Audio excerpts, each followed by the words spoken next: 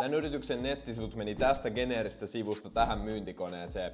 Mä näytän sulle minuutissa, että miten. On siis kattoremonttiyritys ja täällä on hyviä yhteystiedot esillä, hyvä kuva, hyvä otsikko. Mutta tässä voi silti tuoda luotettavuutta ja noita hyötyjä paljon paremmin esille. Joten joka vaihdetaan tää taustakuva tämmöiseen, missä näkyy toi itse asentaja. Säilytetään navigaatio suunnilleen samana, mutta lisätään sinne uusi logo, joka on tämän firman Instagramissa jo käytössä. Lisäksi lisätään tuohon puhelunappiin nimi, niin se tuntuu paljon persoonallisemmalta. Seuraavaksi lisätään otsikko, joka on vähän terävämmin sanottu kuin toi vanha. Tää kertoo hyvin, mitä se yritys tekee ja samalla saa sen asiakkaan kuvitteleen sen unelman lopputuloksen. Tällä yrityksellä on huippuhyvät Google-arvostelut, mutta ne tulee esiin vasta kun scrollaa tänne ihan alas. Joten tuodaan ne heti tähän alkuosioon näkyville. Sitten tuodaan otsikon alle vielä lyhyt teksti, jossa kerrotaan tarkemmin, mitä tämä yritys tekee. Vanhalla sivulla otsikon alla on oikeastaan vaan tämmönen iso tekstiläjä, mutta koska ihmiset ei jaksa lukea pitkiä tekstejä, niin tuodaan tähän alle lista kuvakkeiden kera, jossa kerrotaan lyhyesti,